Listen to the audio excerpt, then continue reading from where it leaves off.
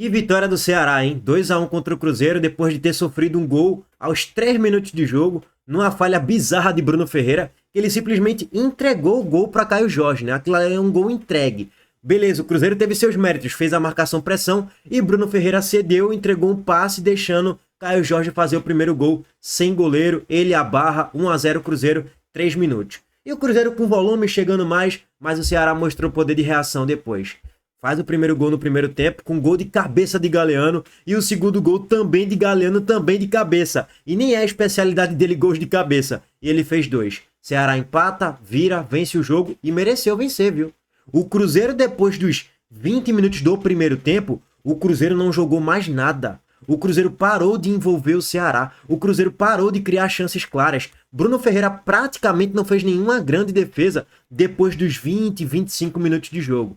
A partir dali, o Ceará se fechou bem, conseguiu marcar bem a equipe do Cruzeiro, sair em velocidade em transição pelas pontas com o Galeano pela ponta esquerda e na ponta direita com o Pedro Henrique, flutuava bastante, né? Isso aí se alternava. E Pedro Raul ali como centroavante. Então, assim, grande vitória do Ceará e isso é Campeonato Brasileiro. Quando a gente olha aqui para a tabela do Campeonato Brasileiro, do Cruzeiro como mandante, o Cruzeiro antes desse jogo tinha um aproveitamento quase que de 100%. No Mineirão eram 7 vitórias, 1 empate e nenhuma derrota no Mineirão, em 8 jogos. O Ceará fora de casa, ou melhor, longe do Castelão, não tinha vencido uma partida.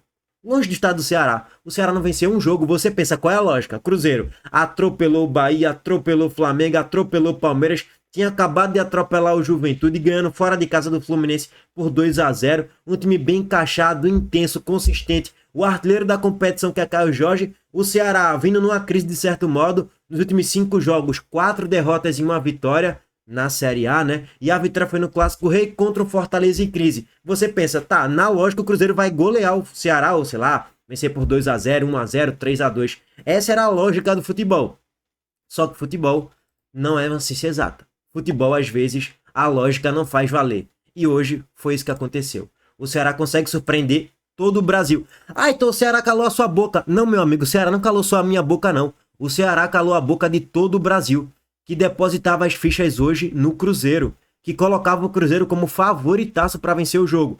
Por todo o contexto, disparidade de elenco, disparidade de futebol apresentado e o fator casa. Por todos os elementos, você colocaria e apontaria o Cruzeiro como favoritaço para vencer o jogo. E eu diria que a maioria da torcida do Ceará também achava que o Ceará ia perder o jogo de hoje. A maioria, lógico, uma parcela acredite, tá? O torcedor ele vai acreditar sempre que, amanhã é dia do Ceará cometer o crimezinho no Mineirão. Teve torcedor do Ceará aqui, inclusive na live, ontem, pós-jogo de Sport Santos, comentando isso aqui. Amanhã o Ceará vai cometer o crime, até de gargalhada. Não, pô, peraí, pô, cala a boca, pelo amor de Deus, pô. E cometeu mesmo. Venceu por 2-1 e foi justo, tá? Foi merecido. O Ceará nesse momento é o 9º colocado, subiu 4 posições na tabela, chegou a 21 pontos, voltou a fazer aquela campanha, entre aspas, impecável, voltou a subir posições e se distanciar da zona do rebaixamento. Nesse momento, o Ceará está a 7 pontos do 17º colocado. E tem a informação que o Ceará acabou de fechar a contratação de Vina, né? Eu acho que essa é uma outra boa notícia, porque reforça mais o grupo de jogadores do Ceará do meio para frente. Se não tiver Pedro Raul, você coloca a Vina ali. Se não tiver Mugni ou Lourenço estiver mal, apesar que ele fez um bom jogo hoje, você pode colocar a Vina ali também. Então, o Ceará ganha opções, ganha uma opção do meio para frente, que acaba se tornando um 2 em 1, né? É um jogador que pode jogar de meio atacante ou até de falso 9 também. O Cruzeiro pode perder a liderança, o Flamengo vai jogar nessa rodada de 8h30 da noite. Se o Flamengo vencer, vai a 36 e passa o Cruzeiro que tem 34. O Flamengo que tem 15 jogos realizados, o Cruzeiro tem 17. Muitos torcedores do Cruzeiro vêm aqui nas lives e perguntam, Heitor, e aí, o Cruzeiro dá pra ser campeão brasileiro? Eu falo, cara, dá, é futebol, né, meu amigo? Eu não posso duvidar do esporte chamado futebol. Só que o elenco do Cruzeiro, quando eu falo elenco, não é só o time titular, são os bancários também. Não tem a mesma força do elenco do Flamengo. E eu vejo que tem uma disparidade significativa. Eu vejo que o Flamengo tá ali 20, 30% melhor, pelo menos, em relação ao Cruzeiro no elenco. Então, assim, lógico, o Cruzeiro bem encaixado, pode ir me dando sequência de vitórias e pode ser campeão brasileiro. Mas o Flamengo ainda assim tem uma chance maior. Eu até falo, cara, se quiser ser campeão, acho que o Cruzeiro tem que contratar mais umas 3 peças de qualidade para bater campeão da Série A. Com esse elenco eu até falo, cara, eu acho difícil. Pode ser? Pode. Futebol. mas eu ainda acho bem difícil porque o Flamengo tem um elenco melhor e Campeonato Brasileiro é consistência, é regularidade. São 38 rodadas, termina em dezembro o campeonato, é muito tempo, tem muitos jogos, tem que ter repertório de elenco, senão tu não vai ser campeão da Série A nem a pau. Porque o Flamengo contrata os melhores jogadores, não só para titularidade, para o banco também. Enfim, grande vitória do Ceará. Vamos passar aqui para análise pós-jogo e os gols da partida.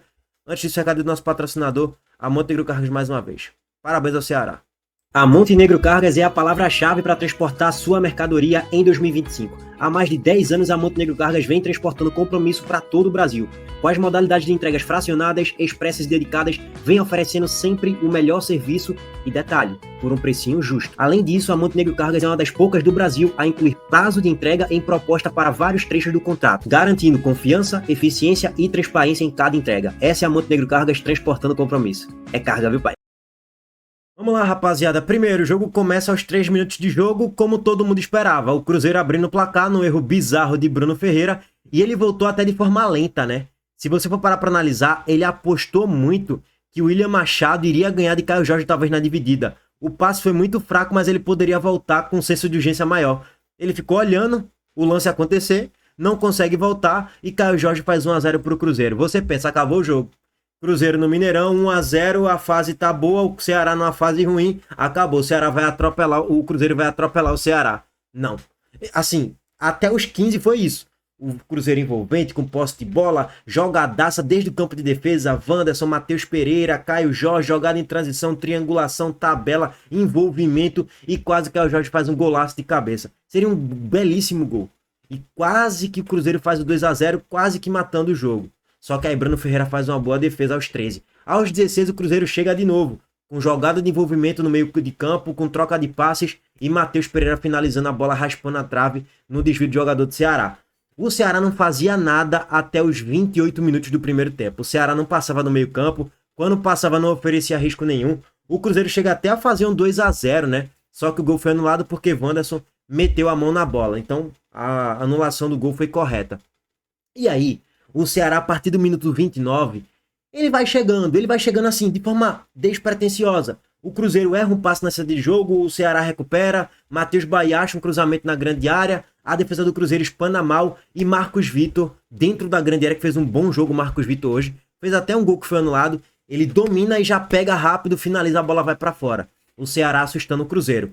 Só que pô, era algo muito pontual. O Ceará não era um time que estava ali com muito volume, chegando com triangulação, com nada disso. Só que o Ceará, a partir dos 29, 30, 31, 32, o tempo vai passando e o Ceará vai gostando um pouco mais do jogo. O Cruzeiro vai cedendo mais espaços, vai errando na saída de jogo. O Ceará sobe um pouquinho mais a marcação e vai roubando um pouco mais de bola, muito também pelos erros do Cruzeiro no campo de defesa. Numa dessas que Fagner erra na lateral direita do campo, o Ceará recupera a posse e Lourenço, que foi titular hoje, Mugni foi banco, ele pega a bola, carrega um pouquinho para frente e finaliza de fora. Isso é uma boa valência de Lourenço. Cássio faz a defesa, bola para escanteio. E na cobrança de escanteio, sai o gol do Ceará, gol de cabeça de Galeano, inclusive, tá fazendo o gol de empate. Lourenço para mim fez um bom jogo e Galeano foi o melhor em campo, porque 2 gols do cara, né, irmão? 2 gols no Mineirão contra o Cruzeiro líder. Não é todo dia que tu faz isso aí, não. Eu acho que vai ser a única vez na temporada que Galeano vai fazer isso, inclusive. Bate na bola, com efeito, olha o gol! Golaço de Galeano, de giro de cabeça, com muita eficiência. Ele subiu sozinho, né? A lá Romário, subiu sozinho na grande área. Ele não é um jogador anão, né? Pra fazer gol de cabeça, assim, pra você ficar surpreso que ele fez um gol de cabeça. Mas tá muito longe de ser um Pedro Raul, que é um jogador mais centroavante de área, que finaliza a bola de cabeça. E o Ceará empata nessa altura do campeonato, de certo modo, de forma já merecida, tá? Já não era mais nenhum absurdo o Ceará ter empatado essa partida. O Cruzeiro já não fazia mais nada. O Ceará conseguia neutralizar as jogadas do Cruzeiro. O Ceará não era mais envolvido pelo Cruzeiro na partida. E termina o primeiro tempo empatado 1-1. Vai no Mineirão, porque de fato o Cruzeiro já não estava jogando bem.